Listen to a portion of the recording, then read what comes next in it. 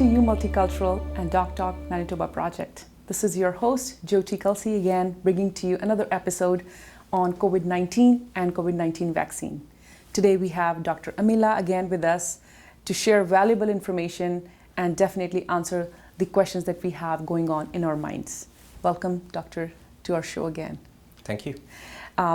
Before we get started, I do want to let everybody know Dr. Amilla is the infectious disease specialist with WRHA and works at our 3 acute hospitals in Winnipeg and Manitoba, or Winnipeg In only? Winnipeg, yeah. Winnipeg.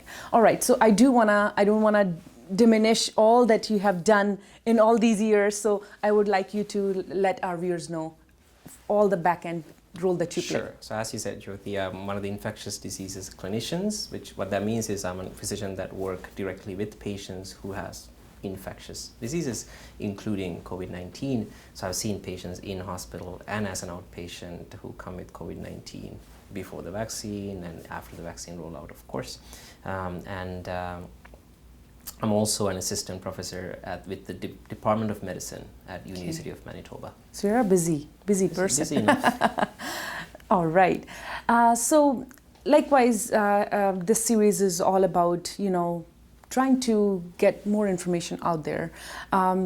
We have gone through third wave, which was definitely intense. Yeah. What do you see upcoming now? Yeah, so I think it's up to us to make the best of it. Exactly. So, these waves are tough. It's tough to predict because vaccine is only one part of it. It depends on our vaccine uptake, depends on what kind of variants are out there, and depends on our public health measures trying to curb the infection rate from picking up. Right. So wave 3 was tough because we were just starting to vaccinate and we got this alpha variant coming and people were getting sick and a lot of people coming into the hospital and we had to shut a lot of hospital services down because we were running out of beds. And luckily we were able to come out of it.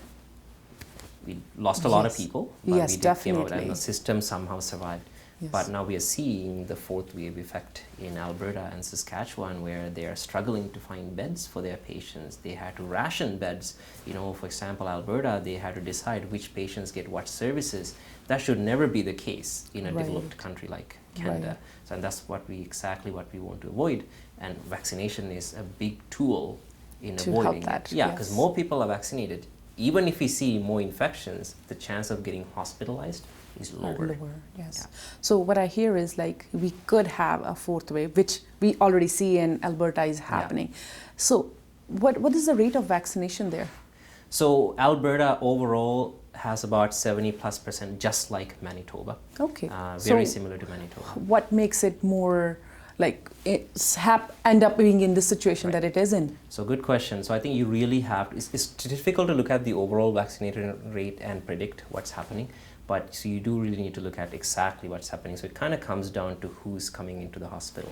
Right. So 70% of double vaccinated mean there's 30% of the population that's not vaccinated. Okay. Exactly. So in Alberta, that's so a we huge cannot number forget of that. population. Yes. So I'll show you a map of vaccination in Alberta, if you don't mind. For sure. So while Alberta is 70% overall vaccinated, you can kind of see these color-coded numbers. Right. There are regions, most of the regions, but this yellow or light orange color means they are vaccinated less than 50% in those communities. Yes. So you can imagine when the virus, especially a virus like Delta variant, makes it into those regions, you're going to see an increased number of infections. So those are the patients that come to the hospital. Right. Those are the patients that end up getting admitted to the ICU. And when we say 70%, we mean 70% of the eligible adults, right? So we still have the kids we had to protect. And the best way to protect the people that are not allowed to get the vaccine yet, to get as many people vaccinated as possible that are selected for the vaccination based on their age. So how does that apply in Manitoba? Do you think that's still the scenario in Manitoba as well? So it's difficult again to predict because our, Alberta did lift their restrictions much quicker than we did. Exactly. So everybody went to Jasper and Banff. Exactly. So it really comes down to it's multiple things happening at the same time. I like to think Manitoba overall did a much better job compared to some of our peers when it comes to our restrictions. So it's up to us to decide what the fourth wave will be like. We will definitely see a fourth wave. I'm hoping for a little ripple, not a big wave like we did in the third wave. So it's a matter of where the virus goes. If we do have some regions that have very poor vaccine uptake, So if the virus does find its way into those regions in our next wave, those regions will see a crisis, a healthcare crisis. So we'll have to see what happens at that point. So I guess I would ask a question which I think everybody knows the answer for, but I'm still make it happen that you say it. How can we avoid this fourth wave? Yeah, so I think the government will play a big role in avoiding the fourth wave, yes. deciding how big the wave becomes. But I think there's some individual responsibility we need to take, given it's a public emergency. Right. And I think the main thing we can do is vaccinate ourselves. Right. And if you think there's a reason you shouldn't be vaccinated, talk to your physicians and talk to your faith leaders and see why those are the reasons you shouldn't be vaccinated. But it's very, very important to get, first of all, yourself protected. Right. I mean, it's been fourth wave now, but still there is that question, like this COVID-19, where did it occur from? You work in that, and I know you did mention it's more a clinical practice that you do, not a fully research, and I don't know, am I saying it right? Correct, yeah. So you probably do research. Is something like this can be created, or this is something that just like a flu happens in the air? You can't really create a virus, but there potentially there's a chance a laboratory production of virus can leak out. But we don't really know where exactly COVID-19 came from. We have had multiple pandemics in the past. We had SARS-1, right? Right. Yeah. We had H1N1 outbreak. And before that, we had the Spanish flu. So all those things, usually what happens is as our world population is increasing, we are living closer and closer with wild animals. So we are transmitting viruses in between our different species. And that's usually where this kind of stronger viruses come, where a virus jumps from a different species to a human species. It's a whole new virus for a human. So we do struggle with controlling them. As far as the actual origin of the virus goes, as we all know, is very politicized. So I can't really predict where exactly it came from. There's research ongoing in China, in other places, trying to figure out if there was any, conspiracy reason that the virus came on. So we had to wait and see. What I know is, right now, the virus is here. We had to deal with it. Exactly. As much as we want to run from that reality, but we have to tackle it because there's no other way out. Yeah. I mean, I think before we end this session, I want to ask you, what has been the hardest time that you may have or moment that you remember from this entire year that you have handled so far? So, the COVID pandemic has changed significantly, and a lot of us physicians who work closely with patients, the most difficult thing has been seeing patients who are in the hospital who are not vaccinated and who would have benefited from the vaccine. Because I truly think severe outcome from COVID-19, including getting into the ICU, including dying, right now is a vaccine preventable disease. I see. Just like measles, just like mumps, just like smallpox. This is a vaccine preventable disease at this point. You might still get an infection from the vaccine, but if you're vaccinated, your immune system will fight it off much better than when you're not vaccinated. So I think the most difficult thing is seeing patients who are not vaccinated in the hospital. Right. I can imagine being present there and it's not tough. Somebody's relying on you, but you're trying your best to help. But there's some part that we need to do as well, right? And we don't have great treatment once you have the disease. We will do our best to make sure that we treat any complications that may come, but nothing's a guarantee once you have the infection.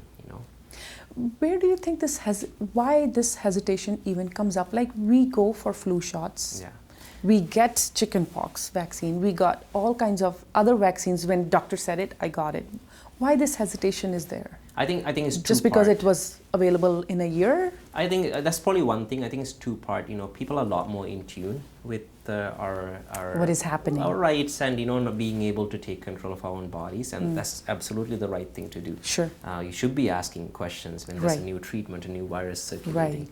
Right. But what the problem is, people might not be getting the news from where they should be getting. They should not be getting advice where they shouldn't be getting the advice. So it's I think, clinicians and doctors Manitoba, that's what we are trying to do, trying to get people like us talking about these things, because we don't have any tie to any pharmaceutical companies. Exactly. We do this to increase that awareness. So I think the main thing is education, making sure we get the right information. Okay. What do you think, again, could have been done or should be done as of now to make sure we are at 100% vaccine rate? What from you being a doctor yourself? I think education is the biggest thing. Making sure we make it easy for people to get the vaccine. It's not fair to put, for example, what's 70% vaccine in Manitoba. We can't put that whole 30% that's not vaccinated into one pile saying these are people that don't want to get the vaccine. Yes. Most of them actually do. They're a little hesitant, but most of them aren't against vaccines. Right. We will never reach 100%. Of course, there will be few people who don't get the vaccination. But or rest can't of us, get it due to whatever reason, exactly. right? Yeah. But the rest of us who are vaccinated will protect them with that herd immunity. Yes. But it really comes down to education and accessibility. We have to make sure there's a way to get them the vaccine. So do you think accessibility is the reason in those areas where the percentage is still low, or? Yeah, some of the regions, yes. Especially within Winnipeg, I think most of our newcomers, the refugee, immigration population, a lot of them are working 2-3 jobs a day. They have big families to take care of, and so they might not have time. And they might not have the skills to go online and book the appointments and find where the vaccines are, so I think that has become an issue. Yeah. So hopefully we can address that in the next few months. 100%. So I guess it's, rather than just saying that they are not getting it, it's the job of other people who have got it and who know them, at least make it accessible to them who are not able to get it. Right. Reach out to your family members, your friends, and ask them, like, is there any reason why you're not getting vaccine? You need any help from us. Exactly. Yes. So before we end this episode, I have one question burning in my mind, because we were discussing in the green room and one of my colleagues brought it up, that China has 80% of vaccine rate and the cases are only 21 cases as of today. And we are at the same percentage, 10% less, but we are almost there. And it looks like we are going to have the fourth wave. Alberta already has it. Why this such a difference? Yeah, so why only Canada keeps on getting the cases and no other country? So it's a tough comparison to make. First of all, we don't know exactly where the data is coming from and what they mean by that number. And the other thing is, we don't know if we are seeing a beginning of a wave in China. So this might be the beginning of a wave for them. And even if you look at Canada, we, as you said, we have many cases, but you break that down by province and further down by city, you can kind of see some of the places have much less number of infections. And the other thing is, what I don't know is what the public health measures are in China. Yeah. Looking at what they did last year, we know how strongly they cracked down on the Yes. COVID-19 infections. Yes. We don't, we don't go individually to houses. We don't lock people in when they have the infections. Right. So without knowing what kind of public health measures they have, without knowing exactly what those data means, I think it's very difficult to compare two countries. And we really shouldn't either. Exactly. Because we don't know what kind of variants that's circulating there. Right. We don't know, again, as I said, what part of the wave they're in. What matters is, we watch for countries where they work, and we learn from them to see what works. Yeah. So I think we can take that as a goal, right? That look, they're at 80%, their cases are low. That's what we want to achieve for, right? Yeah, rather than comparing, their cases are low, so we should not. Right, and one of the things we shouldn't forget that. is, China has a federal healthcare system. We have a very provincial healthcare system, and that's why, for example, our maritime provinces have done a great job controlling the virus. Right. Because they have advantages, of course, but there's things to learn from each other. Right, 100%. Again, it was a very good conversation that we had. I really thank you for your time. Thanks for all the listeners and viewers joining us. I really thank everybody for taking the time to get this information and clear out all the questions and confusions that somebody may have. You're welcome. Thank you for having me. I do want to take a moment to thank Manitoba government and Doctors Manitoba, who do offer special help to physicians and doctors in offering incredible service to us Manitobans. Thank you very much.